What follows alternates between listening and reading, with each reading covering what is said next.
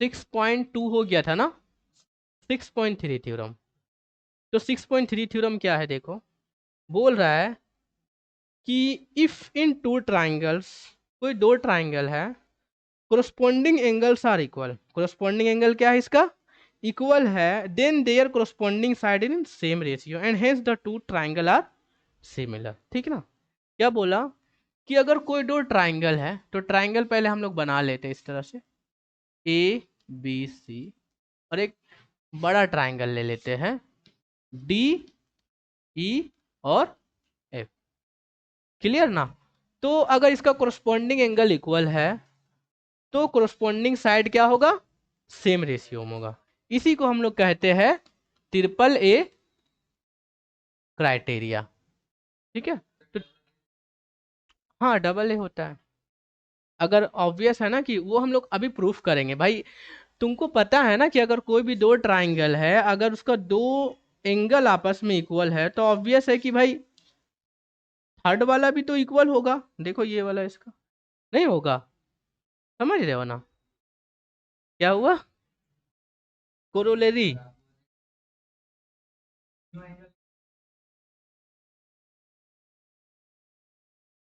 किसका,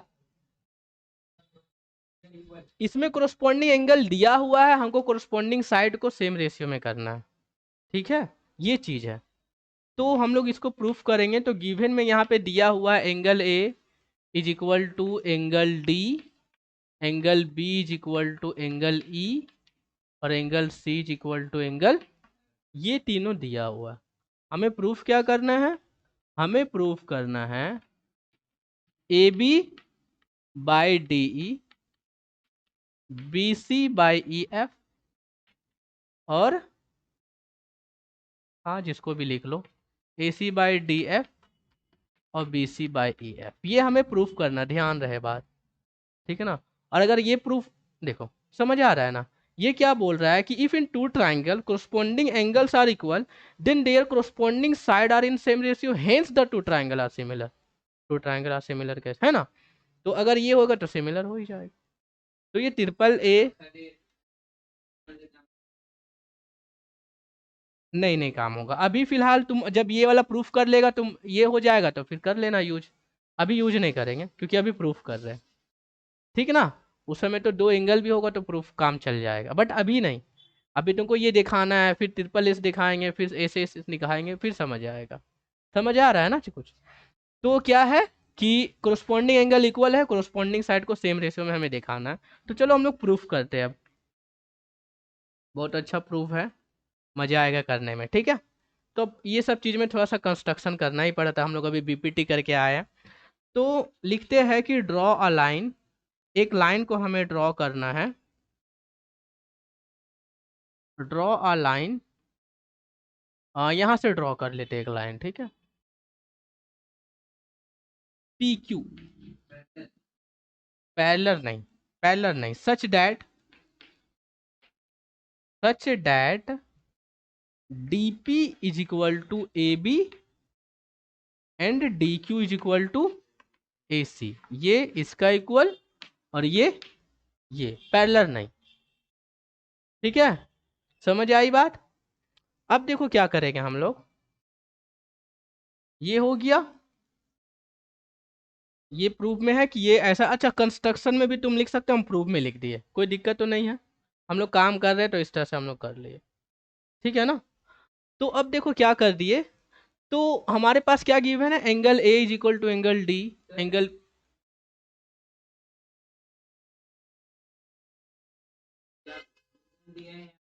ये हम लोग ऐसा कंस्ट्रक्शन किए नाप करके कि ये इसका मेजरमेंट और ये इसका मेजरमेंट। ठीक है, तो इन ट्राइंगल ए बी सी,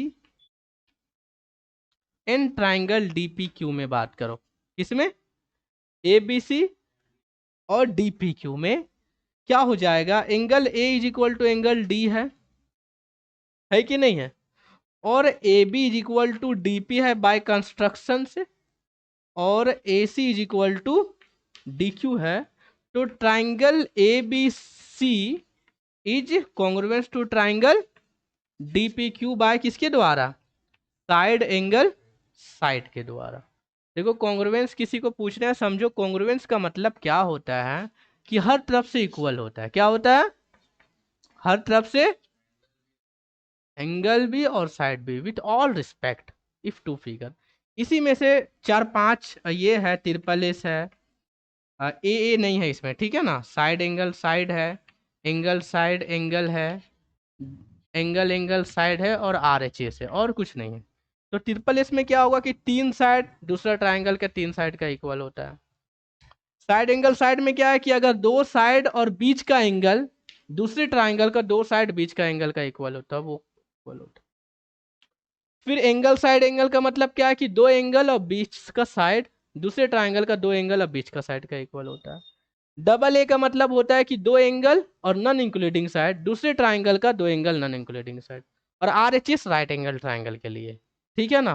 तो इसको हम बस ऊपर ऊपर थोड़ा सा बता दिए, और डीपली समझना है तो तुमको पढ़ना पड़ेगा 9 में। और रिकॉर्ड भी है तो रिकॉर्ड भी पढ़ सकता है, जैसे करना है कर लो, और पढ़ लेगा तो अच्छा ही रहेगा। तो हम फिर से आते हैं कि triangle A B C triangle D P Q क्या हो गया? कॉन्ग्रुएंट हो गया। कैसे हुआ? साइड एंगल साइड से, समझ आया? ठीक है, चलो।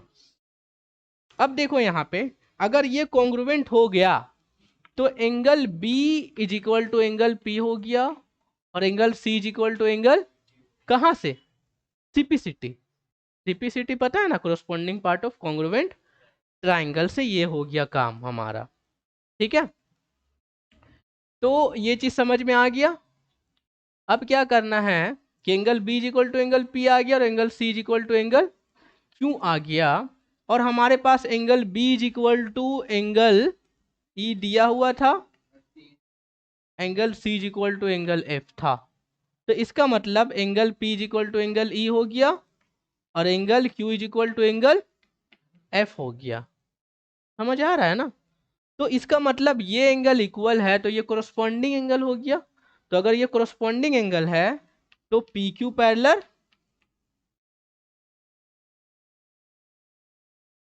हाँ हाँ हाँ, तो वो सारा काम हम लोग पैरेलल के लिए दिखा रहे हैं, समझ गया?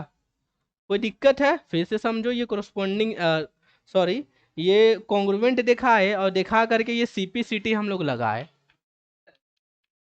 और हमारे पास B is equal to E दिया हुआ था, C is equal to F given था। तो इसीलिए P is equal to E हो गया और Q is equal to F हो गया। क्या समझा? तो कोई कोरस्पॉन्डिंग एंगल कहते हैं इसको। क्या कहते हैं हम लोग? कि ये कोरस्पॉन्डिंग एंगल है, और कोई भी दो लाइन और एक ट्रांसवर्सल रहेगा, और उसका कोरस्पॉन्डिंग एंगल इक्वल होगा, तो वो दो लाइन आपस में क्या हो जाएगा? पैरेलल हो जाएगा।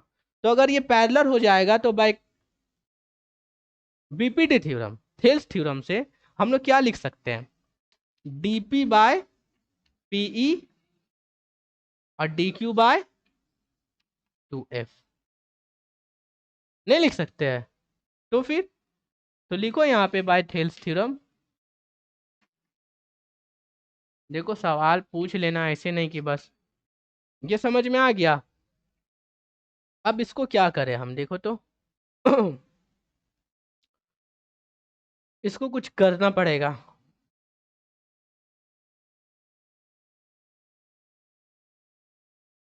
एडिंग टू साइड करते हैं हम लोग, ठीक है। इसको पहले कन्वर्स पलट दे रहे हैं हम लोग। हाँ,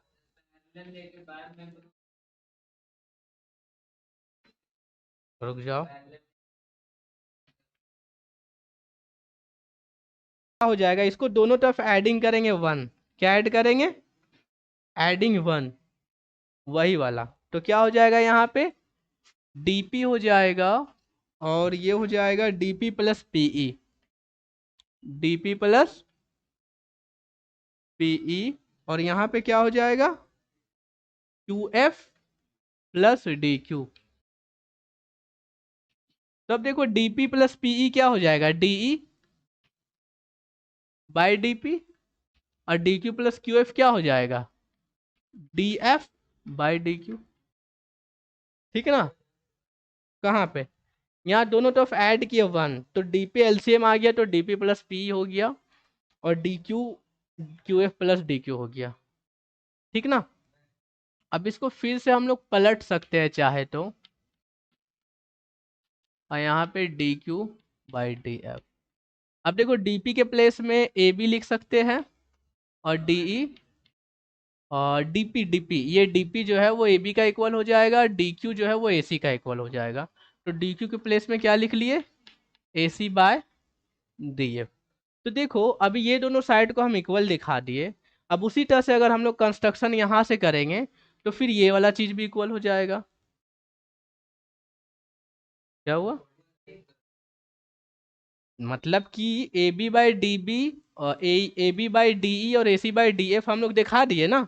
सिमिलरली यहाँ पे इसी तरह से ये दोनों साइड भी, मतलब कि A B by D E और A C by D F है ना, उसी तरह से ये दोनों को भी दिखाएंगे और फिर ये सिमिलरली प्रूव हो जाएगा। ठीक है, तो सिमिलरली हम लोग लिख देंगे इस तरह से, similarly A B by D E A C by D F, रुक जाओ, B C by E F. हम क्या कह रहे हैं बाबू तुमको, क्या